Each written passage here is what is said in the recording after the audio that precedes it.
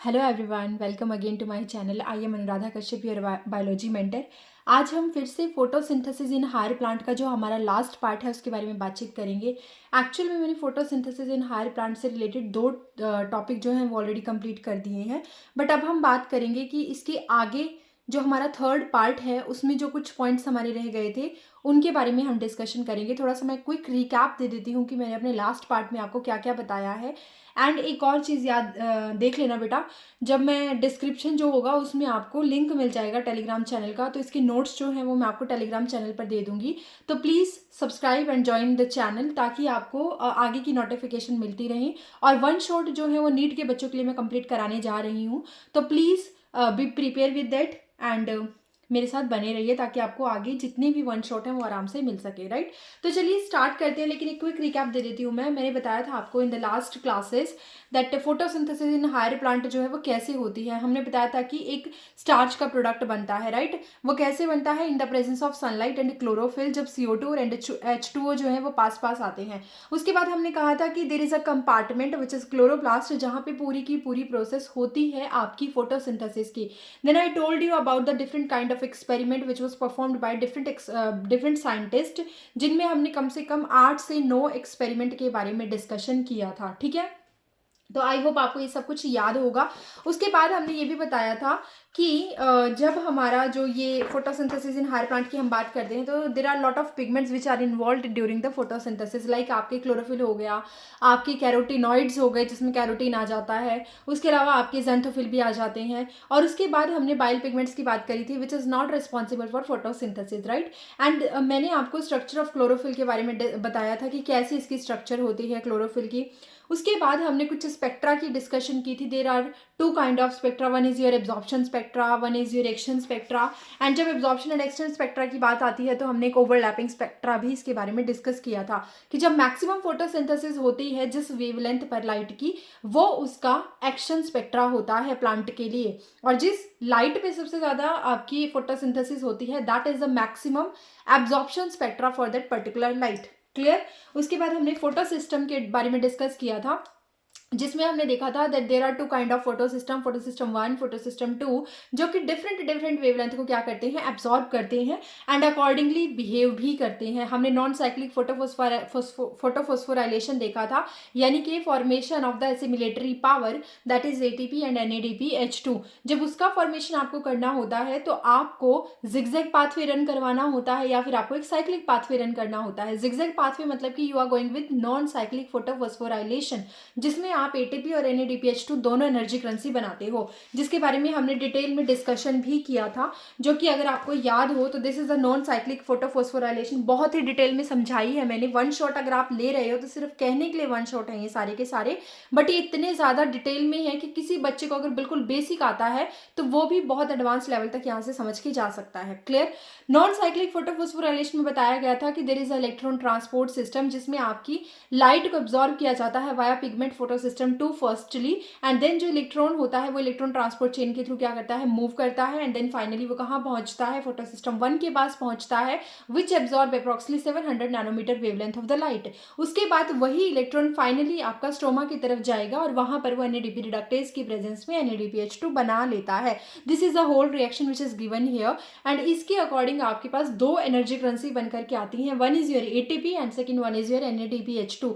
ATP जो है वो आपकी डायरेक्ट कंज्यूम होती है, जिसको हम बोल देते हैं सबस्ट्रेटिव फॉस्फोराइलेशन, एंड जो NADPH2 होता है वो आपका इक्वल होता है अप्रॉक्सिमेटली 3 ATP के आफ्टर द ऑक्सीडेटिव फॉस्फोराइलेशन। तो इस तरीके से हमें ज्यादा एनर्जी करेंसी मिल जाती है। बट एक बात याद रखिएगा कि ATP ज्यादा होनी चाहिए with respect to the NADPH2, क्योंकि NADPH2 की जरूरत कम होती है, ATP की ज्यादा होती है during the synthesis of food, right.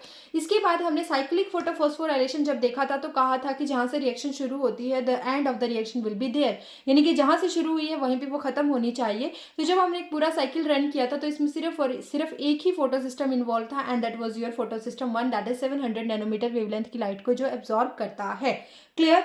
उसके बाद मैंने आपको डिफरेंस बताया था between the cyclic photophosphorylation and the non cyclic photophosphorylation. There are some points which is given here to differentiate between the non cyclic and the cyclic photophosphorylation. तब हमने एक elaborative mechanism बताई थी about the chemiosmotic hypothesis which gives you an explanation about the formation of ATP की आपकी जो ATP है वो कैसे फॉर्म होती है. यहाँ पे हमने डिटेल में देखा था that there is a proton pump during जिसके थ्रू क्या होता है, आपकी प्रोटोन जो होते हैं वो स्ट्रोमा से कहाँ रिलीज कर दिए जाते हैं, ल्यूमन के अंदर रिलीज कर दिए जाते हैं, एंड जिसकी वजह से there is a formation of the proton gradient. And उसी प्रोटॉन ग्रेडियंट की वजह से वो प्रोटॉन आउटसाइड जाने लग जाते हैं via the particle, via the CF0 CF1 particle, and जिसके थ्रू वहां पर ATPase सिंथेटाइज की एक्टिविटी होती है which is responsible for the formation of ATP.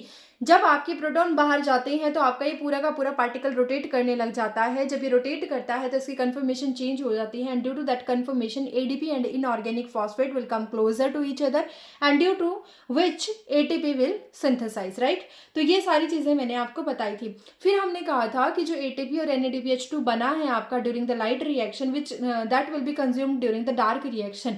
Dark reaction is just a misnomer. ऐसा नहीं होता कि जो डार्क रिएक्शन है वो हमेशा डार्क के अंदर ही हो, नहीं, लाइट के अंदर ही डार्क रिएक्शन होती है. ये सिर्फ और सिर्फ लाइट रिएक्शन को फॉलो कर रही होती है. After the formation of ATP and NADPH2 in the light reaction that will going to consume into the dark reaction, जहां पर आपका क्या बन जाएगा, स्टार्च का फॉर्मेशन हो जाएगा. बट उसके लिए you have to run 2 kind of cycle. One is your C3 cycle and one is your C4 cycle, जिसके बारे में मैंने लास्ट क्लास में कंप्लीटली डिस्कशन किया था. जो C3 साइकिल होती है वो आपकी स्ट्रोमा के अंदर रन कर रही है, एंड वहां पर आपके पास कुछ सबस्ट्रेट और कुछ एंजाइम रखे हुए होते हैं. That for example if I talk about the C3 cycle, तो वहां पर आपको एक सबस्ट्रेट मिल जाता है जिसका नाम होता है RUBP, दैट इज राइबोलोज बिस 5 फॉस्फेट 1,5 बिस फॉस्फेट. जब वो अपना रिएक्शन शो करता है तो ड्यूरिंग द रिएक्शन वो अपने 3 स्टेप को फॉलो करता है. वन इज योर कार्बोक्सिलेशन, जिसमें आपकी कार्बन डाइऑक्साइड को फिक्स होना होता है from the atmosphere. Second step होता है आपके पास रिडक्शन. रिडक्शन मतलब कि जब आप 3PGA बना रहे हो तो उसको आप रिड्यूस कर देते हो into the 3PGL, and during this process आप एक कार्बन डाइऑक्साइड को जो आपने फिक्स की होती है उसको आप रिलीज कर देते हो. And after the releasing of the carbon dioxide, आपकी जो कार्बन डाइऑक्साइड रिलीज हुई है वो किस में फिक्स हो जाती है, आपके ग्लूकोज में फिक्स हो जाती है. But you have to run this cycle at least 6 time अगर आपको 1 मॉलिक्यूल ऑफ ग्लूकोज बनाना होता है. उसके बाद there is another step that is the regeneration. You have to regenerate your substrate that is ribulose 1,5 bis phosphate. And इसके अलावा मैंने आपको एक कंपाइल डाटा भी बताया था कि किस तरीके से कितनी साइकिल रन करने पर आपको कितनी ATP और कितनी NADPH2 जो होंगे वो खर्च करने पड़ेंगे. तो उसका एक कंप्लीट डाटा मैंने आपको एक टेबल के थ्रू समझाया था. तो that is all about the Rubisco, sorry that is all about the C3 cycle. एक एंजाइम यहाँ पे इन्वॉल्व था जिसकी बात हमने बहुत अच्छे से की थी. रुबिस्को एक ऐसा एंजाइम होता है जिसके पास दोनों के लिए एफिनिटी होती है, whether it is your CO2 और whether it is your O2. Depend करता है कि what is the environment around the leaf. अगर वहां पर CO2 ज्यादा है तो आपकी रुबिस्को की एफिनिटी जो है वो इंक्रीज हो जाएगी for the CO2, and if there is O2 in high amount तो जो आपका रुबिस्को है वो वर्क करने लग जाएगा with O2 in high perspective, right. उसके बाद हमने बात की थी C4 साइकिल के बारे में. C4 के बारे में मैंने आपको बताया था that it is a di carboxylic acid, because यहाँ पर आप जो है 2 बार एसिड जो है आपका मूव करेगा. एक तो यहाँ पे मैलिक एसिड बना था और एक यहाँ पे, आई होप आपको विजिबल होगा, यहाँ पर एक तो आपका मैलिक एसिड बना था और एक एस्पार्टिक एसिड बना था. मतलब कि मैलिक एसिड और एस्पार्टिक एसिड दोनों में से कुछ भी बन सकता है. ऑक्सैलो एसिटिक एसिड से कन्वर्जन हुआ था मैलिक एसिड और ऑक्सैलो एस्पार्टिक एसिड के अंदर, और फिर वो आपका साइटोप्लाज्म ऑफ सेल जो है, कौन सी सेल, मेसोफिल सेल, उससे निकल के वो बंडल शीथ सेल के स्ट्रोमा के अंदर चला गया था. वहां पर हमने देखा था कि C3 जो है वो फॉर्म साइकिल रन करती है आपकी बंडल शीथ सेल के साथ. एंड क्योंकि बंडल शीथ सेल की जो सेल वॉल होती है that is highly impermeable to CO2, impermeable to O2, जिसकी वजह से O2 अंदर नहीं आ पाती और यहाँ पे कोई भी वेस्ट ऑफ CO2 नहीं होता है. इसलिए यहाँ पे CO2 वाली जो साइकिल है, जो C3 साइकिल है, वो बहुत एफिशिएंटली रन होती है.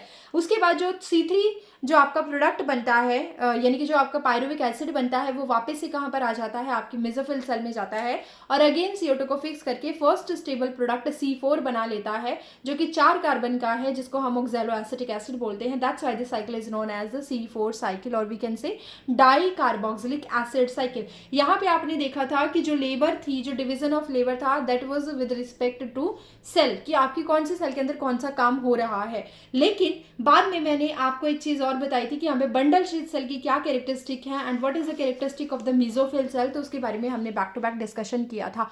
आज हम बहुत ही डिफरेंट क्राइटेरिया पढ़ने जा रहे हैं जिसको हम बोलेंगे कैम साइकिल।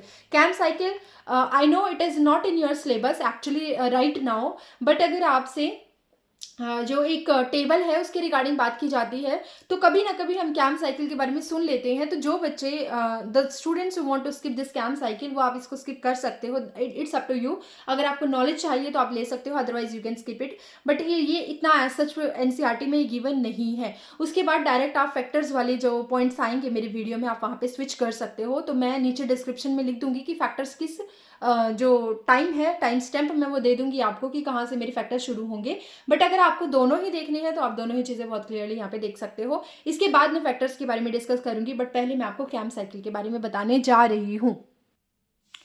ओके बेटा, यहाँ पे देखो, आज हम कैम साइकिल के बारे में बात करेंगे जिसको हम बोलते हैं क्रसुलेशन एसिड मेटाबॉलिज्म रिएक्शन। रिएक्शन तो नहीं, एक्चुअली पाथवे बोला जाता है पूरा का पूरा। ये उन प्लांट्स के अंदर होता है जो डेजर्ट के अंदर रहते हैं, ऐसे एनवायरनमेंट में रहते हैं जहाँ पे पानी की कमी होती है। तो अगर आप ऐसे एनवायरनमेंट के अंदर अपने स्टोमेटा को ऑलवेज ओपन रखोगे तो आपके स्टोमेटा से हमेशा पानी जो है वो बाहर जाता रहेगा। इसीलिए कैम साइकिल जो है it is a special kind of pathway जो सिर्फ उन्हीं प्लांट्स के अंदर रन होता है जो डेजर्ट के अंदर रहते हैं या फिर जो बहुत ही ड्राई कंडीशंस में रहते हैं। फॉर एग्जाम्पल अगर हम बात करें तो ये कहाँ मिलेगा आपको, ये आपको हमेशा सेक्युलेंट प्लांट्स के अंदर मिलता है जिसमें एलोवेरा हो गया, कैक्टस हो गया, यूफोरबिया, ऑर्किड्स, पाइनएप्पल, सीडम कैलेंचोए, ये सारे जो हैं आपके ऐसे प्लांट्स हैं जो डेजर्ट एरिया में आपको मिल जाएंगे। और यहाँ पे अगर आप इनमें स्टोमेटा को कंप्लीटली ओपन रखते हो during the day time as well as the night time, तो ऐसी कंडीशन में आपके स्टोमेटा से पानी का बहुत ज़्यादा लॉस हो जाएगा और इनमें डिहाइड्रेटेड कंडीशन हो जाएगी। इसीलिए this is a preventive mechanism, एक ऐसा पाथवे यहाँ पे रन किया गया है जिसके थ्रू आपके पानी को बचाया जा सकता है। वाटर लॉस को प्लांट यहाँ पे प्रोटेक्ट कर लेते हैं। क्लियर? अगर स्टोमेटा आपके सिर्फ रात के टाइम ओपन होते हैं तो ऐसी स्टोमेटा की एक्टिविटी को हम बोलते हैं स्कोटो एक्टिव एक्टिविटी। इसका मतलब जब स्टोमेटा जो है आपके वो सिर्फ और सिर्फ during the night he open होंगे। डे टाइम पे क्यों ओपन नहीं हुए हैं? डे टाइम पे इसलिए ओपन नहीं हुए हैं क्योंकि अगर डे टाइम पे ओपन हो गए होते तो वाटर का बहुत ज़्यादा लॉस हो जाता, विच इज़ नॉट लाइक आप उसको टॉलरेट नहीं कर सकते हो, उस चीज़ को आप नहीं कर सकते हो, राइट? जो कि सही नहीं है, फेवर में नहीं है। इसलिए ऐसे स्टोमेटा सिर्फ रात के टाइम ही ओपन होते हैं, इसीलिए हम इसको बोलते हैं स्कोटो एक्टिव एक्टिविटी। क्लियर? अब यहाँ पे डिवीजन ऑफ लेबर जो किया गया है वो with respect to the time किया गया है। अगर आपको याद हो, मैंने अभी थोड़ी देर पहले बताया था कि जो C4 साइकिल है वहाँ पे डिवीजन ऑफ लेबर जो था वो with respect to the compartment, with respect to the cell था, कि वहाँ पे आपकी बंडल शीट सेल और मेसोफिल सेल इन्वॉल्व थी। बट यहाँ पर ऐसा कुछ नहीं है। यहाँ पर आपका डिवीजन ऑफ लेबर जो आप देखोगे that will be with respect to the time. आपका जो स्टोमेटा है वो सेम लीफ का stomata during the night open होगा एंड ड्यूरिंग द डे वो क्या हो जाएगा, क्लोज हो जाएगा, ताकि वाटर लॉस ज़्यादा ना हो सके, उसको हम प्रोटेक्ट कर सके, बचा सके। इसलिए यहाँ पे लिखा है कि जो क्रिस्टलेशन एसिड मेटाबॉलिज्म पाथवे है ये आपका डिवीजन ऑफ लेबर जो होता है वो with respect to the time होगा। क्लियर? कैसे प्लांट के अंदर होगा? जो डेजर्ट में रहते हैं या जो ड्राई कंडीशंस में रहते हैं, ताकि आप वाटर को क्या कर सको, प्रोटेक्ट कर सको। अब क्या किया गया है यहाँ पे, ये प्लांट आपके फिक्स करेंगे CO2 को during the night but form sugar only the during the day. यानी कि ये अपना खाना तो दिन के टाइम बनाएंगे, यानी स्टार्च ये अपना दिन के टाइम पर बनाएंगे, बट ये CO2 को फिक्स रात के टाइम पर ही करके रख लेंगे। क्योंकि अगर जो CO2 है वो स्टोमेटा के थ्रू अंदर एंट्री करेगी, बट अगर स्टोमेटा आपने दिन के टाइम खोल दिया तो बेटा दिक्कत है वहाँ पे।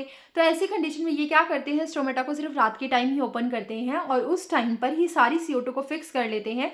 फिक्स करके स्टार्च को क्या कर लेते हैं, बनाते हैं ड्यूरिंग द डे। मतलब कि फिक्स इन्होंने रात को कर लिया, एसिड की फॉर्म में इसको फिक्स करके रख लेते हैं, बट उसको तोड़ते हैं और फिर शुगर कब बनाते हैं, ड्यूरिंग द डे टाइम। तो आप यहाँ पर देख सकते हो कि मेसोफिल की कंडीशन दिखाई है मैंने, both are the mesophyll cell, but दोनों ही आपकी अलग अलग टाइम पर क्या कर रही हैं, अलग अलग एक्टिविटी शो कर रही हैं। For example this is the night time and this is the day time of mesophyll leaf. अब एक मेसोफिल जो लीफ है उसके पास रात के टाइम जो है आपका स्टोमेटा खुला, क्यों खुला? क्योंकि रात के टाइम पे थोड़ा सा एनवायरनमेंट चेंज है, ठंड है थोड़ी सी, तो ऐसी कंडीशन में स्टोमेटा ओपन हो गया। स्टोमेटा के ओपन होते ही जो एटमॉस्फेयर की CO2 थी उसने क्या कर दी, अंदर की तरफ एंट्री कर दी। एक बात याद रखिएगा कि मेसोफिल सेल जो है उसमें ऑलरेडी PEP बना हुआ होता है 3 कार्बन का, जिसको हम बोलते हैं फॉस्फोइनोल पाइरुवेट। वो ऑलरेडी एक एसिड है जो आपका रखा हुआ है मेसोफिल सेल के पास ड्यूरिंग द नाइट टाइम। ठीक है? अब वो किस में कन्वर्ट हो जाता है, जब CO2 अंदर एंट्री करती है तो वो अनदर एसिड में कन्वर्ट हो जाता है, बिल्कुल C4 साइकिल की तरह जो हमने मेसोफिल सेल में देखा था। यहाँ से पैप जो है वो कन्वर्ट हो जाता है ऑक्सैलो एसिटिक एसिड के अंदर, एंड ये oxalo acetic acid again convert हो जाता है मैलिक एसिड के अंदर। और ये मैलिक एसिड जो है आपका वैक्यूल जो सेल के होते हैं, मेसोफिल सेल का जो वैक्यूल है उसके अंदर क्या हो जाएगा, स्टोर हो जाएगा। अब जैसे ही मैलिक एसिड अंदर जाएगा तो जो वैक्यूल है उसका ऑस्मोटिक प्रेशर क्या हो जाएगा बेटा, वो इंक्रीज हो जाएगा। अब ड्यूरिंग द डे टाइम क्या हुआ, during the day time condition change हो जाएंगी, स्टोमेटा बंद हो गए हैं। अब आपके स्टोमेटा जो थे वो क्लोज हो गए हैं। क्यों? क्योंकि आपको पता है अब बहुत ज्यादा गर्मी है, और अगर आपने स्टोमेटा को ओपन कर दिया तो पानी बाहर निकल जाएगा। CO2 अंदर आए ना आए, पानी जरूर बाहर निकल जाएगा, जिससे बहुत लॉस हो जाएगा। तो आपको पानी को बचा के रखना है, इसलिए आपने स्टोमेटा को तो कर दिया क्लोज। लेकिन जो वैक्यूल का ऑस्मोटिक प्रेशर बढ़ा हुआ था, अब उसमें दिन के टाइम पे ये मैलिक एसिड वहां से निकल गया है, जो वैक्यूल है उसमें से मैलिक एसिड बाहर आ गया है। तो धीरे धीरे ऑस्मोटिक प्रेशर में क्या डिफरेंस आएगा, वो चेंज होने लग जाएगा, वो डाउन होने लग जाएगा, और मैलिक एसिड भी वापस क्या हो जाएगा, कन्वर्ट हो जाएगा अपने वही सबस्ट्रेट में जो उसने आप पहुंचाना होता है मेसोफिल सेल के अंदर, that is your pyruvic acid. Clear? अब पायरुविक एसिड यानी एक 3 कार्बन के कंपाउंड में वो रिलीज हो गया है, लेकिन मैलिक एसिड तो 4 कार्बन का था। अब इसमें से 3 कार्बन का एक प्रोडक्ट अलग निकल गया, तो मतलब कि CO2 एक कार्बन जो है वो CO2 की फॉर्म में बाहर निकल जाएगा, और आपका मेसोफिल के सेल के पास RUBP और रुबिस्को दोनों ऑलरेडी प्रेजेंट होते हैं। तो इसीलिए CO2 प्लस RUBP रुबिस्को की प्रेजेंस में C3 साइकिल को रन कर देंगे, और यहाँ से आपका बन गया ग्लूकोज। वही बात जो मैंने शुरू में बताई थी कि जो आपका कैम्प साइकिल होता है वो डिवीजन ऑफ लेबर करता है with respect to the time. तो डे के टाइम, सॉरी नाइट के टाइम पे क्या हुआ है, एसिड की फॉर्म में CO2 को फिक्स कर लिया गया है, and during the day time क्या हुआ है, उसी एसिड को तोड़ करके RUBP और CO2 और रुबिस्को की प्रेजेंस में आपकी ग्लूकोज साइकिल को रन कर दिया गया है, मेल्विन कैल्विन साइकिल को रन कर दिया गया है, C3 साइकिल चला दी गई है। तो यहाँ पे जो पायरुविक एसिड बना उसके साथ यहाँ पे PEP सिंथेटेज एंजाइम भी प्रेजेंट था, वो इसको क्या कर देगा, कन्वर्ट कर देगा PEP के अंदर। ठीक है? तो इसीलिए यहाँ पर एक बात याद रखना कि जब पायरुविक एसिड को आप PEP के अंदर कन्वर्ट करते हो तो आपको ATP की जरूरत पड़ती है, क्योंकि आपको इस एंजाइम को एक्टिवेट करना होता है। इसीलिए लिखा भी है कि for activation of enzyme in cold extra ATP is required. आपको एक्स्ट्रा ATP यहाँ पे देनी पड़ेगी। आई होप दिख रहा होगा आपको, एक्स्ट्रा ATP आपको देनी पड़ेगी। तो अब मेसोफिल सेल के बारे में सेम चीज लिखी गई है। ड्यूरिंग द नाइट टाइम क्या होता है कि जो मेसोफिल सेल है वो नाइट के टाइम पे एसिडिफिकेशन करती है, कि मतलब एसिड का फॉर्मेशन करती है। इस प्रोसेस को हम बोलते हैं एसिडिफिकेशन। और उसके बाद यहाँ पे रात के टाइम पे स्टोमेटा ओपन हो जाते हैं और CO2 अंदर आती है, जिसकी वजह से 3 कार्बन का प्रोडक्ट CO2 को फिक्स कर लेता है और 4 कार्बन के प्रोडक्ट में चेंज कर देता है। इसको हम बोल देते हैं कि मैलिक एसिड का यहाँ पे क्या हुआ है, फॉर्मेशन हुआ है। वहीं पे जब आप दिन के टाइम पे देखते हो तो मेसोफिल सेल जो होती है at the day time called D acidification, जो एसिड यहाँ पे बना था उसको ये क्या कर देगी, ब्रेक डाउन कर देगी, और इस चीज को हम बोलते हैं डी एसिडिफिकेशन। और यहाँ पे दिन के टाइम पे स्टोमेटा जो है वो क्लोज हो जाएंगे और मैलिक एसिड यहाँ पे ब्रेक हो जाएगा, जिसकी वजह से पायरुविक एसिड और CO2 बनेगा। CO2 तो C3 साइकिल में फिक्स हो जाएगा, ग्लूकोज बना लेगा, बट जो पायरुविक एसिड है वो 3 कार्बन का, वो PEP सिंथेटेज एंजाइम की प्रेजेंस में वापस PEP में कन्वर्ट हो जाएगा, 3 कार्बन प्रोडक्ट में कन्वर्ट हो जाएगा। और ये पूरी की पूरी साइकिल कहाँ पे रन होती है, ये रन होती है आपकी ड्राई प्लांट्स के अंदर, जैसे कि जो आपके सेक्युलेंट्स प्लांट होते हैं एक्चुअली, जैसे एलोवेरा सेक्युलेंट प्लांट एक्चुअली वो होते हैं जिनको दबाने पर आपको थोड़ा सा फील होता है कि उनके अंदर गुद्दा, जिसको हम बोलते हैं ना, ऐसा सॉफ्ट सा सब्सटेंस रहता है। जैसे एलोवेरा को अगर आप दबाओगे तो आपको थोड़ा मोटा लगेगा, थिक लगेगा, कैक्टस को दबाना कभी मोटा थिक लगेगा। तो ऐसे प्लांट्स के अंदर आपको क्या दिखाई दे जाएंगे बेटा, ऐसे प्लांट्स के अंदर हमें मिल जाते हैं कैम्प साइकिल यहाँ पे रन हो रही होती है। तो चलिए अब ये बात हो गई, अब हम बात करेंगे अबाउट द फोटो रेस्पिरेशन। देखो अब तक हमने सारी यूजफुल पाथवे की बात की, चाहे वो C3 साइकिल हो, चाहे वो C4 साइकिल हो, चाहे वो कैम्प साइकिल हो, सबके बारे में जब हमने डिटेल में डिस्कस किया तो हमने ये देखा कि we are fixing the CO2 ताकि हमारा जो खाना है वो बन सके, राइट। लेकिन प्लांट भी फोटो रेस्पिरेशन करते हैं, जैसे हमारे अंदर रेस्पिरेशन होता है और हम CO2 को रिलीज करते हैं और O2 को इनहेल करते हैं, सेम प्लांट्स के अंदर भी होता है, उसको हम बोलते हैं फोटो रेस्पिरेशन। बट अगर साइंटिफिक पॉइंट ऑफ व्यू से देखा जाए तो it is totally a harmful process. ये प्लांट के लिए कोई खास अच्छी नहीं होती। क्यों? क्योंकि यहाँ पे ना तो CO2 का फिक्सेशन होता है, ना ही यहाँ पे खाना बनता है, तीसरी चीज यहाँ पे O2 का बहुत ज्यादा लॉस हो जाता है। तो इसीलिए हम क्या बोल देते हैं, और फोर्थ चीज एक और खास इंपॉर्टेंट, यहाँ पे ATP और NADPH2 भी खर्च होती है। तो एक कंप्लीटली वेस्टफुल प्रोसेस ये मानी जाती है। तो चलिए देख लेते हैं कि फोटो रेस्पिरेशन क्या है। एक्चुअल में it occurs into the C3 plant, जो जिन प्लांट्स के अंदर C3 पाथवे चल रहा है उन सब के अंदर आपको फोटो रेस्पिरेशन देखने को मिलेगी। C4 जो होंगे C4 जो आपके प्लांट्स थे उनके अंदर आपको फोटो रेस्पिरेशन नहीं मिलेगी, क्योंकि अगर याद हो आपको, मैंने कहा था वहाँ पे बंडल शीथ सेल है और उस सेल की जो सेल वॉल है वो बहुत ज़्यादा थिक होती है, जो O2 को अपने अंदर आने ही नहीं देती है। और ऐसा सिर्फ तब होता है जब प्लांट के आसपास O2 की कंसंट्रेशन ज़्यादा हो, और रुबिस्को जिसकी एफिनिटी दोनों के लिए है, वो CO2 को भी पिक कर सकता है, वो O2 को भी पिक कर सकता है। तो जैसे ही उसको दिखा कि O2 ज़्यादा है तो वो O2 को कैच कर लेता है। तो इसीलिए बंडल शीथ सेल जहाँ पर होंगी वहाँ पे O2 को कैच नहीं कर पाएगा आपका रुबिस्को, क्योंकि वो लेयर जो है बहुत मोटी है और वहाँ से O2 नहीं एंट्री कर सकती।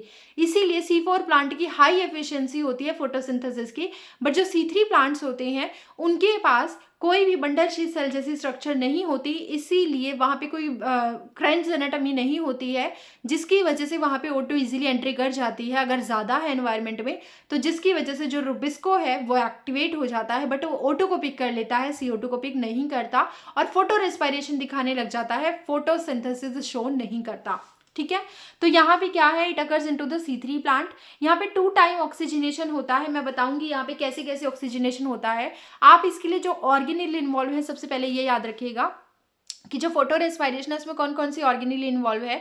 तो बेटा इसमें आपकी 3 ऑर्गेनेल इन्वॉल्व है। अगर आपने कभी घर पे PCM ली होगी, या फिर जैसे आप फिजिक्स केमिस्ट्री मैथ लेते हो ना, PCM, ऐसे ही पैरासीटामोल होती है, उसको भी हम PCM बोल देते हैं। PCM का थोड़ा सा अपोजिट कर दो CPM, यानी कि CPM। तो सीरीज में याद रखना कि क्लोरोप्लास्ट सबसे पहले इन्वॉल्व होती है, फिर पेरोक्सिसोम इन्वॉल्व होती है, फिर माइटोकॉन्ड्रिया फोटो रेस्पिरेशन के अंदर इन्वॉल्व होती है। तो यहाँ पे आपके 3 ऑर्गेनेल इन्वॉल्व है। अब होगा कैसे, कंपार्टमेंट देखते हैं। सबसे पहले क्लोरोप्लास्ट है, फिर आपका पेरोक्सिसोम है, फिर आपका माइटोकॉन्ड्रिया है। ठीक है, तो क्लोरोप्लास्ट के अंदर बेटा क्या रखा हुआ है, RUBP, स्ट्रोमा के अंदर RUBP रखा हुआ है। अब आपको पता है वहाँ पे रुबिस्को भी है। अब आप बाहर के एनवायरनमेंट में मान लेते हैं एटमॉस्फेयर में O2 ज़्यादा है, CO2 कम है, तो होगा क्या, कायदे से वैसे तो रुबिस्को CO2 लेता है जब CO2 ज़्यादा होती है, बट अब जब CO2 है ही नहीं है, CO2 कम है, तो ऐसी कंडीशन में O2 अगर ज़्यादा है तो रुबिस्को क्या करेगा, O2 को पिक कर लेगा। ठीक है, रुबिस्को क्या था, 5 कार्बन का कंपाउंड है और ये O2 को उठा लेता है। अगर मैं RUBP के 2 मॉलिक्यूल लूँ, यानी कि मैं 10 कार्बन के साथ डील कर रही हूँ, यहाँ पे थोड़ा थोड़ा चीज़ों को समझते चलना मॉलिक्यूल के साथ। यहाँ पे आई थिंक NCERT में इतना डिटेल में ये नहीं दिया है, बट मैं आपको समझा देती हूँ ताकि आपकी सारी चीज़ें जो है, डाउट जो है वो क्लियर हो जाए। RUBP 5 कार्बन का है, 2 मॉलिक्यूल ले लिए, तो मतलब आप 10 कार्बन की बात कर रहे हो। आपने O2 को फिक्स करवा दिया रुबिस्को की प्रेजेंस में। अब इस 10 कार्बन के साथ क्या होगा, इसमें से 2 मॉलिक्यूल तो निकल गए फोस्फोग्लाइकोलेट के, जो कि 2 कार्बन का प्रोडक्ट है, यानी कि आपने 4 कार्बन निकाल दिए फोस्फोग्लाइकोलेट में, और 2 मॉलिक्यूल आपने निकाल दिए PGA के, जो कि 1 मॉलिक्यूल 3 कार्बन का है, यानी कि 6 कार्बन आपने 2 मॉलिक्यूल की फॉर्म में फिक्स कर दिए, 2 PGA बना दिए।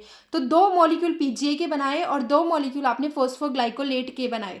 याद रखना रुबिस्को एक 5 कार्बन का था, तो यानी 10 कार्बन हम ले रहे हैं, 2 मॉलिक्यूल, जिन 10 कार्बन में से 6 कार्बन मैंने PGA के पास पहुंचा दिए और 4 कार्बन मैंने फोस्फोग्लाइकोलेट के पास पहुंचा दिए। क्योंकि इस पूरी रिएक्शन में आपके पास पहला प्रोडक्ट जो है वो 2 कार्बन का बनता है, फर्स्ट स्टेबल प्रोडक्ट, इसलिए इस पूरी रिएक्शन को, पाथवे को आप C2 पाथवे भी बोलते हो। हमने C3 पढ़ लिया, हमने C4 पढ़ लिया, अब ये C2 पाथवे होता है। ठीक है, अब आप और आगे जाओगे, इसी में और रिएक्शंस होने लगेंगी, थोड़ा थोड़ा मॉडिफिकेशन होता चला जाएगा। अब हमें ये याद रखना है कहाँ पे क्या क्या होता जा रहा है। तो फोस्फोग्लाइकोलेट में से जब आपने फोस्फेट ग्रुप को हटा दिया तो आपके पास आ गया ग्लाइकोलेट, जिसके अगेन 2 मॉलिक्यूल होंगे और 1 मॉलिक्यूल 2 कार्बन का होगा। अब यही ग्लाइकोलेट एंट्री कर जाएगा कहाँ पे, पेरोक्सिसोम के अंदर एंट्री करेगा। इस पेरोक्सिसोम के अंदर ये ग्लाइकोलेट जो है फिर से एक बार ऑक्सीजन को फिक्स करेगा। याद रखना यहाँ पे भी एक बार ऑक्सीजन फिक्स हुई थी, आई होप दिख रहा हो, यहाँ पे भी एक बार ऑक्सीजन फिक्स हुई थी बेटा, और अब आगे जाकर के यहाँ पे भी आपने ऑक्सीजन को फिक्स किया है, यानी कि यहाँ पे 2 टाइम ऑक्सीजन का फिक्सेशन हुआ है। अब ये ग्लाइकोलेट जो है वो ऑक्सीजन लेने के बाद ग्लाइऑक्सिलेट में कन्वर्ट हो जाएगा, अगेन 1 मॉलिक्यूल 2 कार्बन का, तो 2 मॉलिक्यूल 4 कार्बन के। फाइनली यहाँ पे H2O2 जो है वो कैटालेज एंजाइम की प्रेजेंस में H2O और ऑक्सीजन में टूटेगा, और ग्लाइऑक्सिलेट जो है इस कंडीशन में ग्लाइसिन के अंदर कन्वर्ट हो जाएगा, जो कि एक अमीनो एसिड होता है। ग्लाइसिन एक अमीनो एसिड होता है, इसलिए इसके अंदर ये कन्वर्ट हो जाएगा। अगेन ये 2 कार्बन का होगा। अब ये ग्लाइसिन जो है ये कहाँ एंट्री करेगा, माइटोकॉन्ड्रिया के अंदर एंट्री करेगा अपने 2 मॉलिक्यूल के साथ, जिसमें से 1 मॉलिक्यूल 2 कार्बन का है। तो यही ग्लाइसिन आगे जाकर के सीरीन में कन्वर्ट हो जाएगा, लेकिन इस टाइम पर मैं 4 कार्बन की बात कर रही हूँ। ग्लाइसिन के जो 2 मॉलिक्यूल हैं, वो एक ग्लाइसिन दूसरा ग्लाइसिन जब आप रखोगे तो ऐसी कंडीशन में 4 कार्बन में से एक कार्बन डाइऑक्साइड, एक कार्बन जो है कार्बन डाइऑक्साइड की फॉर्म में बाहर निकल जाएगा पैरोक्सिस माइटोकॉन्ड्रिया से, और बाकी के जो 3 कार्बन बचेंगे वो ग्लाइसिन से चेंज होकर के सीरीन के एक मॉलिक्यूल में कन्वर्ट हो जाएंगे। यानी कि ग्लाइसिन जो होता है वो एक मॉलिक्यूल 2 कार्बन का होता है, और हम यहाँ पे 2 मॉलिक्यूल 4 कार्बन के ले रहे थे, लेकिन अब उन 2 मॉलिक्यूल के 4 कार्बन में से मैंने एक कार्बन को निकाल के कार्बन डाइऑक्साइड में फिक्स करवा के बाहर निकाल दिया। बाकी जो 3 कार्बन बचे उनसे सिंगल अमीनो एसिड बन गया, जिसको हम बोलते हैं सीरीन। ठीक है, 1 मॉलिक्यूल, लेकिन ये 3 कार्बन का होगा। अब साथ में एक चीज़ और देखो कि जब आपने ग्लाइसिन से सीरीन बनाया तो इस अमीनो एसिड में से NH3 भी बाहर निकला है, और साथ में एक एनर्जी करेंसी भी खर्च हुई है। NAD+ जो है वो NADH और NADH2 में कन्वर्ट हुई है। बेटा एक बात याद रखना, अब तक जब हम फोटोसिंथेसिस पढ़ रहे थे तो वहाँ पे मैं NADPH2 बता रही थी, NADPH2 NADPH++H+, ये बात मैंने वहाँ पे की थी। लेकिन अब हम फोटो रेस्पिरेशन अगर पढ़ रहे हैं तो यहाँ पे हम देखेंगे कि NAD+ से NADH या फिर NADH2 में कन्वर्जन हुआ है। यहाँ पर P नहीं लगेगा, यानी फॉस्फेट ग्रुप जो है वो नहीं लगेगा, तो ये बात याद रखना। अब यहाँ पे ये एसिमिलेटरी पावर खर्च हो गई है। फाइनली आप सीरीन पे पहुंचे। सीरीन जो है वो 3 कार्बन का एक मॉलिक्यूल है, एंड यही सीरीन आपका आगे जाएगा 3 कार्बन 1 मॉलिक्यूल, एंड देन ये एंट्री कर जाएगा पैरोक्सिसोम के अंदर, दूसरी माइटोकॉन्ड्रिया के अंदर। ठीक है, सॉरी, दूसरी ऑर्गेनेल के अंदर। पैरोक्सिसोम जो है, अब ये सीरीन 3 कार्बन का है 1 मॉलिक्यूल, अब ये कन्वर्ट होगा हाइड्रोक्सी पायरुविक एसिड में, अगेन 3 कार्बन का 1 मॉलिक्यूल, और फाइनली यहाँ पर भी एक कंजप्शन होगा of 1 assimilatory power, that is NADH2 gets converted into NAD+। ठीक है, वहाँ पे भी सेम, वहाँ पे एक्चुअली क्या हुआ था, NAD+ जो है वो NADH2 में कन्वर्ट हुआ था, और यहाँ पर NADH2 जो है वो टूट जाएगा NAD+ के अंदर। अब यहाँ से हाइड्रोक्सी पायरुविक एसिड जो है वो कन्वर्ट होगा ग्लिसरिक एसिड में, जो कि 3 कार्बन का एक मॉलिक्यूल होगा, और फाइनली आप ATP को खर्च करके ADP जो है ATP को ADP में कन्वर्ट कर दोगे, यानी आपने एक एनर्जी करेंसी को खर्च कर दिया है, और ये कन्वर्ट हो जाएगा PGA में। ठीक है, तो बात साफ से समझ आई है कि यहाँ पे ना तो CO2 का फिक्सेशन हो रहा है, यहाँ पे O2 2 बार आपने क्या की है, कंज्यूम की है, इनके O2 का 2 बार ऑक्सीजनेशन हुआ है। थर्ड चीज़, यहाँ पे ATP और NADPH2 भाई खर्च ही खर्च होते चले जा रहे हैं, तो इसका मतलब it is not a good pathway, इससे हमें कुछ खास मिल नहीं रहा है। लेकिन जो आपकी बात लिखी गई है इसको हम क्या बोल देते हैं कि यहाँ पे 2 टाइम ऑक्सीजनेशन हो रहा है। एक तो आपने क्लोरोप्लास्ट में शुरुआत में ही देखा कि ऑक्सीजनेशन हुआ था, और फिर एक बार हमने यहाँ पे देखा था कि ऑक्सीजनेशन हुआ है पैरोक्सिसोम के अंदर। इसको एक वेस्टफुल प्रोसेस कहा जाता है, because there is loss of ATP and no fixation of CO2 and fixed CO2 release. ना तो कोई जो फिक्सेशन है CO2 का वो हुआ है, इवन जो CO2 फिक्स की गई थी उसको भी आपने रिलीज करवा दिया है, तो ये कोई अच्छी बात तो नहीं है। ठीक है, बट फिर भी ना एक चीज़ आती है यहाँ पे कि बहुत सारे साइंटिस्ट ऐसा मानते हैं कि यहाँ पे आपके पास जो अमोनिया है वो रिलीज़ हुआ है, और दूसरी चीज़ यहाँ पे आपके ग्लाइसिन और सीरीन बन रहे हैं जो कि अमीनो एसिड हैं, और अमीनो एसिड जो होते हैं वो प्लांट की फर्टिलिटी के लिए, प्लांट को मतलब उपजाऊ बनाने के लिए इंपॉर्टेंट होते हैं, उसकी प्रोडक्टिविटी बढ़ाते हैं। तो कुछ एक साइंटिस्ट ऐसा मानते हैं, बायोलॉजिस्ट ऐसा मानते हैं, बट ये कोई फैक्ट नहीं है, क्योंकि यहाँ पे बहुत सारी चीज़ें वेस्ट हो रही हैं, so it is completely a wasteful process. Clear? अब यहाँ पे कुछ बातें अलग से लिखी हुई हैं, इनके बारे में थोड़ा सा डिस्कस कर लेते हैं बेटा। इन ग्रीन हाउस प्लांट, ओके, तो एक काम करते हैं, थोड़ा इसके बारे में मैं बात कर लेती हूँ। ग्रीन हाउस जो प्लांट होते हैं उनमें जो प्रोडक्टिविटी होती है वो उसको आप इंक्रीज कर सकते हो C3 प्लांट्स की। जैसे C3 प्लांट होते हैं ना, तो उनकी आप प्रोडक्टिविटी को इंक्रीज कर सकते हो। अगर हम फैक्टर की बात करेंगे तब हम देखेंगे कि कैसे। मान लीजिए अगर आपने CO2 बढ़ा दी, तो CO2 बढ़ाने पे आपका रुबिस्को जो है वो किसको पिक करेगा, CO2 को पिक करेगा, क्योंकि इसकी एफिनिटी CO2 के लिए भी है, तो वो CO2 को पिक करेगा। इसका मतलब अगर आप C3 प्लांट को ग्रो करवा रहे हो ग्रीन हाउस प्लांट में, तो ऐसी कंडीशन में आपके पास जो ग्रीन हाउस होगा, तो उस ग्रीन हाउस प्लांट में आप क्या कर सकते हो, CO2 को ज़्यादा कर दो, तो ऐसी कंडीशन में आपकी CA3 प्लांट की प्रोडक्टिविटी बढ़ जाएगी। जैसे कि टोमेटो हो गया, बेल पेपर हो गया, या आर्टिफिशियली आप यहाँ पे क्या कर सकते हो, CO2 की कंसंट्रेशन इंक्रीज करो तो C3 प्लांट की प्रोडक्टिविटी को भी आप इंक्रीज कर दोगे। एक बात याद रखना कि अगर ज़्यादा CO2 होती है तो फोटोसिंथेसिस ज़्यादा होती है, अगर O2 ज़्यादा होती है तो फोटो रेस्पिरेशन ज़्यादा होती है। मैं कई बार बता चुकी हूँ कि रुबिस्को जो है वो दोनों कैरी करता है। रुबिस्को की एफिनिटी होती है not only for CO2 also for O2। इसको जो चीज़ ज़्यादा मिलेगी ये वैसे ही काम करेगा। अगर इसको CO2 ज़्यादा मिल रही है तो ये फोटोसिंथेसिस करा देगा। अगर इसको O2 ज़्यादा मिल रही है, यहाँ पे देखो O2 ज़्यादा थी ना, तो अगर इसको O2 ज़्यादा मिल रही है तो ये फोटो रेस्पिरेशन करवा देगा, which is a wasteful process. एक बात याद रखना कि पेप्को जो है इसकी एफिनिटी ओनली फॉर CO2 होती है। पेप्को आपको कहाँ मिला था? पेप्को आपको वस्कुलर बंडल शीथ जो थी वहाँ पे, बंडल शीथ सेल जो थी वहाँ पर आपको पेप्को मिला था। मतलब जब हम बात कर रहे थे C4 साइकिल की तो मेसोफिल सेल के अंदर आपको पेप्को दिखाई दे रहा था जो आपका कन्वर्ट कर रहा था फर्स्ट C4 एसिड के अंदर। क्लियर? तो उसकी एफिनिटी सिर्फ CO2 के लिए सबसे ज़्यादा होती है, वो CO2 को ही कैरी करता है।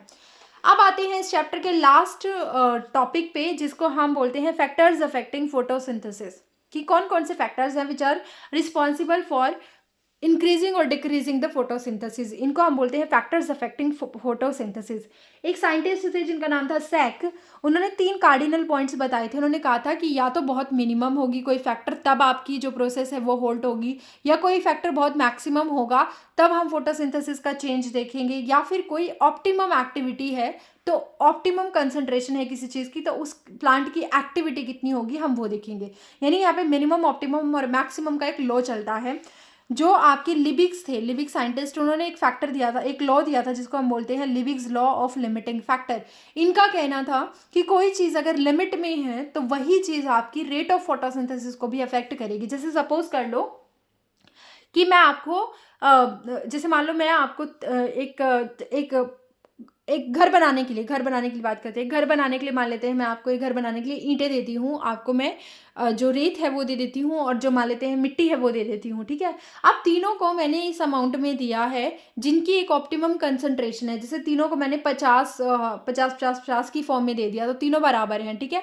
अब आप क्या करो, मैं एक काम करती हूँ कि मैं ईंटें जो है वो 25 दे देती हूँ और जो आपका रेत है वो 50-50, मतलब ऐसा कोई मेजर्ड अमाउंट नहीं होता है, मतलब 50-50 कुछ नहीं होता है। मैं सिर्फ एक रैंडम एग्जांपल दे रही हूँ आपको कि मान लेते हैं मैंने आपको 3 चीज़ें दी जो घर बनाने के लिए इंपॉर्टेंट थी और तीनों चीज़ों को बराबर अमाउंट में दिया तो आप घर बना लोगे, ठीक है, वो चीज़ बना लोगे आप। लेकिन अगर मैं एक, मान लीजिए मैं ईंटें कम कर देती हूँ तो आप कितना बना पाओगे? उतना ही बना पाओगे जितना आपके पास ब्रिक्स होंगी, राइट। अगर मान लीजिए मैंने सॉइल को कम कर दिया तो आप उतना ही बना पाओगे जितना आपकी सॉइल होगी, चाहे आपके पास कितनी भी ईंटें हो, चाहे आपके पास कितना भी जो सिलिका है वो प्रेजेंट हो, बट आप कितना बना पाओगे? सिर्फ उतना ही बना पाओगे जितनी सॉइल है। तो इसका मतलब पूरी की पूरी रिएक्शन किस पे डिपेंड करती है? पूरी की पूरी रिएक्शन आपकी लिमिटिंग फैक्टर के ऊपर डिपेंड करती है। जो फैक्टर सबसे कम होगा आपकी रिएक्शन उतनी ही जा पाएगी। इन्होंने कहा था कि to initiate the process factors is required in minimal amount, at least इतने तो होने चाहिए अगर आपको कोई रिएक्शन शुरू करवानी है। ब्लैकमैन्स लॉ ऑफ लिमिटिंग फैक्टर क्या कहता है कि if the process is govern by more than one factor, जैसे मैंने अभी कहा कि अगर आपको घर बनाने के लिए 3 चीज़ों की ज़रूरत है और उन 3 चीज़ों में से मैं कोई एक चीज़ कम कर देती हूँ तो आप सिर्फ उतना ही काम कर पाओगे जितना आपके पास वो लिमिटेड अमाउंट होगा स्टॉक में। जितनी वो चीज़ होगी जो सबसे कम है आप उतनी ही रिएक्शन कर पाओगे, भले ही दोनों चीज़ें बाकी की एक्स्ट्रा अमाउंट में आपके पास हों। If the process is govern by more than one factor and the process is limited because of the pace of the slowest factor. इसका कहने का मतलब है कि अगर एक प्रोसेस जो है वो ज़्यादा फैक्टर से गवर्न होती है तो then the process is limited, process जो है वो लिमिट हो जाएगी only because the pace of the slowest factor. जो फैक्टर सबसे कम होगा उसकी वजह से पूरी प्रोसेस जो है वो कम हो जाएगी, रुक जाएगी। यहाँ पे CO2 is a major limiting factor माना जाता है फोटोसिंथेसिस के लिए। फोटोसिंथेसिस के लिए क्या क्या रिक्वायर है? लाइट रिक्वायर है, सॉइल लाइट रिक्वायर है, क्लोरोफिल रिक्वायर है, प्लांट जो आपका वाटर है वो रिक्वायर है, और आप जब इन रिएक्शंस को मिला देते हो सबको आपका CO2 रिक्वायर है। जब इन सबको मिलाते हो तो आप स्टार्च बना देते हो, बट CO2 जो है it is a major limiting factor for the photosynthesis. सबसे ज़्यादा लिमिटिंग फैक्टर इसी को माना जाता है। CO2 है एक एक्सटर्नल फैक्टर है, एनवायरनमेंट से हमें मिलता है और it is a most limiting factor. एक ग्राफ के अकॉर्डिंग अगर देखा जाए तो जो CO2 की कंसंट्रेशन है अगर हम उसको एक्स एक्सिस पे प्लॉट कर दें और जो फोटोसिंथेसिस की एक्टिविटी है उसको हम वाई एक्सिस पे क्या कर दें, प्लॉट कर दें, तब हम देखेंगे कि क्या चीज़ हमें समझ में आई है C3 प्लांट के लिए और C4 प्लांट के लिए। तो देखो जो C4 प्लांट है उनके लिए CO2 का कंपनसेशन पॉइंट जो है वो 25 to 100 ppm होता है, और जो CO2 का सेचुरेशन पॉइंट होता है वो 360 ppm होता है। मतलब कि वो 360 के अराउंड ही जो C4 प्लांट है आपके, वो क्या हो जाते हैं, सैचुरेट हो जाते हैं। CO2, क्योंकि देखो C4 जो प्लांट होंगे ना आपके बेटा, उनके पास तो बंडल शीट सेल है, उनको O2 मिल ही नहीं रही है, O2 मिल भी रही है तो वो रिएक्शन ही शो नहीं कर रहे हैं, वो पाथवे चला ही नहीं रहे हैं फोटो रेस्पायरेशन का, क्योंकि वहाँ पे बंडल शीट सेल की वजह से ऑक्सीजन अंदर नहीं जा पा रही है। तो अगर आप कम एनवायरनमेंट में कम CO2 भी दे देते हो तो भी उसकी जो एफिनिटी है, जो आपकी फोटोसिंथेसिस है, वो हाई ही रहेगी। इसका मतलब वहाँ पे सैचुरेशन पॉइंट जो है वो 360 ppm पे आ जाता है, ठीक है। बट ऐसा आपकी C4 प्लांट के साथ नहीं होता, वहाँ पे सैचुरेशन पॉइंट जो है वो 450 ppm के अराउंड आता है, ठीक। जो C3 प्लांट है उनका CO2 कंपनसेशन पॉइंट होता है 0 to 10% और CO2 सैचुरेशन पॉइंट होता है 450 ppm। तो ये डाटा याद रखना, मैं दोबारा रिपीट कर देती हूँ कि आपको C4 प्लांट के लिए कम से कम कितनी जो CO2 कंपनसेशन रिक्वायर्ड है आपके CO2 की, वो है 25 to 100 ppm, ठीक है।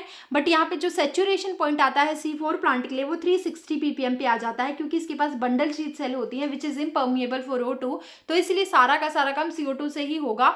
तो अगर CO2 बाहर थोड़ी कम भी है तो ये ईजिली फिर भी अपनी फोटोसिंथेसिस एक्टिविटी को हाई रख सकते हैं। But what about the C3 plant, बेटा इनके पास जो रुबिस्को है वो डोल रहा है दोनों के बीच में, O2 ज्यादा मिल गई तो O2 ले लेगा, CO2 ज्यादा मिल गई तो CO2 ले लेगा। इसीलिए हमेशा CO2 की कंसंट्रेशन आपको हाई रखनी पड़ेगी, जिसकी वजह से यहाँ पर फोटोसिंथेसिस बढ़ पाए, इंक्रीज हो पाए।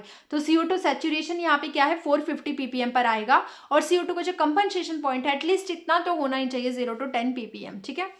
इन प्रेजेंट टाइम जो है, आज के टाइम में CO2 की कंसंट्रेशन जो है वो 0.03% है। अगर आप उसको 0.04% या उससे ज़्यादा बढ़ा देते हो तो आपके लिए फोटोसिंथेसिस बढ़ जाएगी, बट वो सिर्फ C3 प्लांट में ही बढ़ेगी। इन्होंने लिखा है कि इन प्रेजेंट टाइम CO2 की जो कंसंट्रेशन है एटमॉस्फेयर में वो 0.03% से 0.04% है, and that is optimum for C4 plant. C4 plant के लिए इतनी इनफ है, मोर देन इनफ है, क्योंकि उसको जो है सिर्फ और सिर्फ फोटोसिंथेसिस ही दिखानी है, उसको फोटो रेस्पायरेशन दिखाना ही नहीं है, बिकॉज उसके पास बंडल शीट सेल है। बट अगर आप इसकी कंसंट्रेशन को राइज कर देते हो up to 0.05%, then it will be beneficial for the C3 plant. तो C3 प्लांट को खुशी हो जाएगी, क्यों?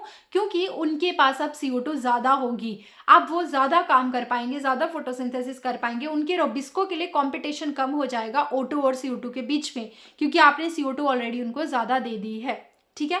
बट ऐसा नहीं है कि आप CO2 बढ़ाते चले जाओ बेटा, उसकी वजह से और ऑर्गेनिज्म को नुकसान होगा, हम सांस नहीं ले पाएंगे, क्लियर। और उसके अलावा there are another factor that is light. Light भी कैसा फैक्टर है? Light is also external factor, बाहर से ही हम देखते हैं कि काम करता है। ये बहुत ही रेयर होता है कि लिमिटिंग फैक्टर होता है, क्योंकि सूरज जो है हमें हमेशा रोशनी दे रहे हैं, and it will be a limiting factor then only for sciophyte plant. ये सिर्फ उनके लिए लिमिटिंग फैक्टर हो सकता है, विच इज रेयर, उनके लिए लिमिटिंग फैक्टर हो सकता है जो सियोफाइटिक प्लांट है। सियोफाइटिक प्लांट कौन से होते हैं बेटा? जैसे एक जंगल है, जंगल में कैनोपी होती है, बड़े प्लांट्स होते हैं, फिर उनसे छोटे प्लांट होते हैं, फिर सबसे छोटे प्लांट होते हैं जो बिल्कुल ही धरती के पास होते हैं, बहुत ही छोटे प्लांट होते हैं। तो जो सनलाइट होती है, जैसे अमेजोन के जंगल है, तो सनलाइट क्या करेगी, ऊपर की कैनोपी में सबसे ज्यादा पहुंचेगी, वहीं पे लाइट देगी। जो छोटे प्लांट है, जो डेंस एरिया में रह रहे हैं, उन तक लाइट नहीं पहुंच पाएगी, तो उनके लिए ये एक लिमिटिंग फैक्टर हो सकता है। आपके पास दो तरीके के प्लांट होते हैं, एक होते हैं हीलियोफाइट, एक होते हैं शियोफाइट। हीलियोफाइट वो होते हैं जो सन लविंग होते हैं, और शियोफाइट वो होते हैं जो शेड लविंग होते हैं। तो ये छाया में रहने वाले प्लांट होते हैं, तो इनके लिए हो सकता है light can be a limiting factor. अब लाइट की भी चीज़ें डिपेंड करती हैं कि क्वांटिटी कितनी दे रहे हो प्लांट को, क्वालिटी कैसी है प्लांट की, लाइट है उसकी क्वालिटी कैसी है, एंड कितनी ड्यूरेशन के लिए आप लाइट दे रहे हो। क्वांटिटी की बात करें तो हीलियोफाइट जो है वो सन लविंग है, तो उनको ज़्यादा लाइट चाहिए होगी, यानी कि they uses 50 to 70% of the full sunlight, ठीक है। सियोफाइट वो होते हैं जो शेड लविंग होते हैं, वो यूज करते हैं सनलाइट का सिर्फ और सिर्फ 10%, इतना ही यूज करके अपनी फोटोसिंथेसिस करते हैं और काम चला लेते हैं।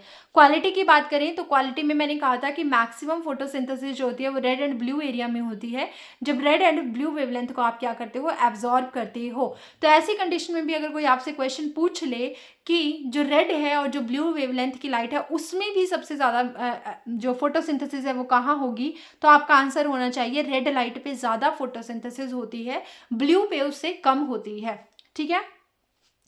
ड्यूरेशन की बात करें तो it does not affect the rate of photosynthesis directly, but it affects the total photosynthesis rate और the end product that is the food. Duration ऐसा है कि आप फोटो पीरियड की जब आप बात करते हो तो हमने देखा था day neutral plant, day light plant होते हैं और आपके नाइट प्लांट होते हैं, आपके न्यूट्रल प्लांट होते हैं। तो वो डायरेक्टली तो खैर नहीं आपका प्रोडक्ट को होल्ड करते हैं, उसको नहीं रोकते हैं, उस पर नहीं इफेक्ट डालते, बट हाँ इनडायरेक्टली वो ज़रूर इफेक्ट डालते हैं। तीसरा फैक्टर आता है temperature, which is also another external factor.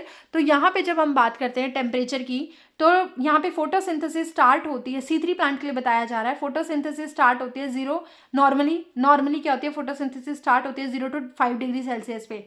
C3 plant की बात करें तो कितने टेम्परेचर पे, 20 to 25 degree Celsius. C4 plant के लिए जो हाई ड्राई कंडीशंस में रहते हैं 30 to 45 डिग्री सेल्सियस के लिए पे हो जाती है। इतना टेम्परेचर होगा तो फोटोसिंथेसिस स्टार्ट हो जाएगी। जो जीरोफाइट होते हैं, जो डेजर्ट एरिया में रहते हैं, वहाँ पे टेम्परेचर बहुत हाई होता है, तो वहाँ पे क्या होता है, फोटोसिंथेसिस इतने टेम्परेचर पे होती है। और कॉनिफर्स, जो कि आपकी कनाडा एरियाज़ की तरफ देख लीजिएगा आप, वहाँ पे बहुत ठंड होती है, -35 डिग्री सेल्सियस तक टेम्परेचर रहता है, तो वहाँ पे भी फोटोसिंथेसिस होती है। एक बात लिखी गई है that at hilly area respiration जो होता है वो कम हो जाता है, क्योंकि ऑक्सीजन कम होती है आपके एनवायरनमेंट में। जब आप ऊंचाई पे जाते हो, कभी माता वैष्णो देवी पे गए हो तो आपने देखा होगा कि हिली एरिया में जब जो लोग होते हैं उनको ऊपर जाने पे सांस लेने में प्रॉब्लम होने लग जाती है, क्योंकि ऊपर के एटमॉस्फेयर में ऑक्सीजन कम होती है, प्रेशर कम हो जाता है। Then waste of carbon and ATP also increase. क्यों? क्योंकि आप फोटो रेस्पायरेशन इंक्रीज, आप रेस्पायरेशन बढ़ाना शुरू कर देते हो, तो उस कंडीशन में CO2 जो है वो आपकी खर्च, ATP जो है आपकी खर्च होने लगती है और उसका वेस्ट होने लगता है CO2 का। And that's why carbon assimilation as starch increase. और कार्बन जो है वो क्या हो जाता है, बढ़ जाता है एज फूड स्टोर इंक्रीजेज और रेस्पायरेशन डिक्रीजेज। ठीक है, तो जो फूड है वो ज़्यादा फोटोसिंथेसिस करने जो प्लांट है वो ज़्यादा फोटोसिंथेसिस करने लगते हैं और रेस्पायरेशन कम हो जाता है। बस इतनी बात याद रखना। अब हम बात करते हैं ऑक्सीजन की, which is again external factor. इसकी कंसंट्रेशन को अगर आप इंक्रीज कर देते हो तो फोटो रेस्पायरेशन बढ़ जाएगा, ये मैं कई बार बोल चुकी हूँ। डिपेंड अपॉन द रुबिस्को कैसे काम कर रहा है। अगर ज़्यादा O2 उसको मिलेगी तो वो क्या करेगा, फोटो रेस्पायरेशन को बढ़ा देगा। ज़्यादा CO2 मिलेगी तो आपका फोटोसिंथेसिस को बढ़ा देगा। इसके अलावा एक बात है कि increase concentration of O2 causes photo respiration and it decreases the photosynthesis and this effect is known as Warburg effect and it seen in the C3 plant. C4 plant में तो आप देख ही नहीं सकते। उसका रीज़न खास ये है कि C4 प्लांट के अंदर बंडल शीट सेल हैं जो O2 के लिए इम्परमेबल होती हैं। ठीक, अब बात करते हैं वाटर की, which is again external factor. It does not affect the photosynthesis directly but affect photosynthesis indirectly by providing the electron to the photo system by the photolysis of water. आ गया होगा यार, जिन बच्चों ने ध्यान से लेक्चर लगाया है उनको समझ में आ गया होगा कि यहाँ पे क्या बात हुई है।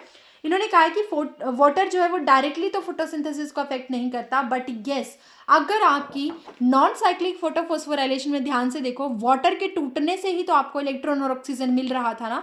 तो अगर आपने वाटर देना बंद कर दिया तो ये आपका ल्यूमन के अंदर एक्यूमुलेट नहीं होगा, ल्यूमन के अंदर एक्यूमुलेट नहीं होगा और वाटर टूटेगा ही नहीं लाइट की प्रेजेंस में। तो इलेक्ट्रॉन आगे नहीं जाएंगे, इलेक्ट्रॉन आगे नहीं जाएंगे तो फोटो सिस्टम जो है वो रन नहीं करेंगे। और अगर फोटो सिस्टम रन नहीं करेंगे तो ना तो ATP बनेगा ना NADPH2 बनेगा। अगर इसका मतलब लाइट रिएक्शन के प्रोडक्ट ही नहीं बनेंगे ATP और NADPH2 तो बेटा डार्क रिएक्शन में स्टार्च कैसे बनवा लोगे। इसका मतलब ये लाइट जो आपका वाटर है ये इनडायरेक्टली क्या करता है, फोटोलिसिस ऑफ वाटर को, अगर आप जो वाटर है वो नहीं दोगे तो फोटोलिसिस ऑफ वाटर नहीं हो पाएगा। ऐसी कंडीशन में वाटर जो है एक इंपॉर्टेंट रोल प्ले करता है but indirectly. Clear. Internal factor की बात करते हैं तो इंटरनल फैक्टर पे आ गए हैं अब हम बाहर से मिलने वाली चीज़ों की बजाय अंदर जो प्लांट के पास है उसकी बात करेंगे कि उसमें अगर कोई प्रॉब्लम हो या कोई कमी हो तो कैसे फोटोसिंथेसिस होगी। सबसे पहले क्लोरोफिल कंटेंट, जो प्लांट के क्लोरोप्लास्ट के अंदर होते हैं पिगमेंट, उनकी बात हो रही है कि अगर क्लोरोफिल का नंबर इंक्रीज कर दोगे आप is greater than CO2 assimilation, इन्होंने लिखा है कि अगर क्लोरोफिल का नंबर ज़्यादा कर दोगे तो CO2 का जो एसिमिलेशन है वो भी ज़्यादा हो जाएगा। और इसको हम क्या कहेंगे कि फोटोसिंथेटिक एक्टिविटी या एसिमिलेटरी नंबर क्या हो गया है, इंक्रीज हो गया है। अगर आपकी लीफ जो है उसका साइज़ बड़ा होगा तो वो ज़्यादा सनलाइट को कैप्चर करेगी, तो ऐसे में जो है आपका ज़्यादा फोटोसिंथेसिस होगा। नंबर ऑफ लीफ ज़्यादा होंगी तो भी फोटोसिंथेसिस जो होगा वो ज़्यादा होगा। Compound leaf also show more photosynthesis than simple leaf. याद रखिएगा कि जो सिंपल लीफ होती है उससे ज़्यादा कंपाउंड लीफ आपकी फोटोसिंथेसिस शो करती है। एक अब तक हमने पढ़ा कि फोटो सिस्टम 1 फोटो सिस्टम 2 जो है इनमें एक इलेक्ट्रॉन ट्रांसपोर्ट चलता है जिसकी वजह से आपकी एटीपी और NADPH2 बनते हैं नॉन साइक्लिक फोटोफॉस्फोराइलेशन में और साइक्लिक फोटोफॉस्फोराइलेशन में, राइट। लेकिन यहाँ पे कुछ इनहिबिटर भी होते हैं इलेक्ट्रॉन ट्रांसपोर्ट चेन के। देयर आर सम इनहिबिटर जिनका अगर जो प्रेजेंट होंगे तो वो क्या करेंगे, या तो ब्लॉक कर देंगे फोटो सिस्टम 2 को या फिर ब्लॉक कर देंगे फोटो सिस्टम 1 को। और अगर उन्होंने ऐसा कर दिया तो या तो नॉन साइक्लिक फोटोफॉस्फोराइलेशन नहीं चल पाएगी या फिर साइक्लिक फोटोफॉस्फोराइलेशन नहीं चल पाएगी। और अगर वो नहीं चलेगी तो ना तो एटीपी बन पाएगा ना NADPH2 बन पाएगा। और अगर वो नहीं बनेंगे तो लाइट रिएक्शन का प्रोडक्ट ही नहीं बन रहा तो डार्क रिएक्शन आप नहीं चला पाओगे, यानी स्टार्च नहीं बन पाएगा। तो ये क्या करते हैं inhibitors of electron transport system, ये ब्लॉक कर सकते हैं फोटो सिस्टम 2 को। जैसे कि यूरिया हर्बिसाइड जिसमें आता है क्लोरोमिथाइल यूरिया और मोनोयूरोन, ये क्या करते हैं, ये इनहिबिटर की तरह काम करते हैं। या फिर डाइक्लोरोमिथाइल यूरिया और डायूरोन जो होता है ये आते हैं और ये भी क्या करते हैं, इनहिबिटर की तरह काम करते हैं। उसके अलावा ये सिर्फ और सिर्फ फोटो सिस्टम 2 को क्या करेंगे, इफेक्ट करेंगे, ठीक है। तो ऐसी कंडीशन में अगर ये इनहिबिटर आ गए हैं तो आपकी नॉन साइक्लिक फोटोफॉस्फोराइलेशन बंद हो जाएगी, बट साइक्लिक चलती रहेगी क्योंकि इन्होंने ब्लॉक किया है सिर्फ फोटो सिस्टम 2 को। और फोटो सिस्टम 2 जो होता है वो नॉन साइक्लिक में इन्वॉल्व है, साइक्लिक में इन्वॉल्व नहीं होता। ट्राइजीन भी अगर आप दे रहे हो जैसे सिमाजीन अट्राजीन तो ये भी क्या करेंगे, ये ब्लॉक कर देंगे फोटो सिस्टम 2 को।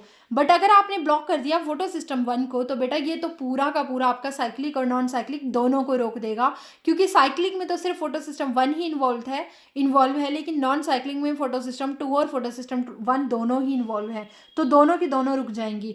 वायोलाजन डाई जो होती है ये क्या करती है, जैसे डिग्नेट हो गया, पैराग्नेट हो गई, ये डाई क्या करती है, ब्लॉक कर देती है फोटो सिस्टम 1 को। एंड इसीलिए इनको क्या कर दिया गया है, they are banned because they cause biomagnification. ये बायोमैग्निफिकेशन भी कॉज करती हैं। अगर ये प्लांट के अंदर चली गई, वायोलाजन डाई चली गई तो प्लांट का तो फोटो सिस्टम 1 ब्लॉक हो ही जाएगा, बट उस प्लांट को जो भी कोई ऑर्गेनिज्म खाएगा उसके अंदर भी ये वायोलाजन डाई जो है उसकी बॉडी के DNA के अंदर, मतलब उसकी बॉडी के सेल्स के अंदर चली जाएगी। और उस ऑर्गेनिज्म को फिर कोई अगर और ऑर्गेनिज्म खाएगा तो उसके अंदर भी ये वायोलाजन डाई चली जाएगी। इसका मतलब हायरार्की लेवल फॉलो होता चला जाएगा।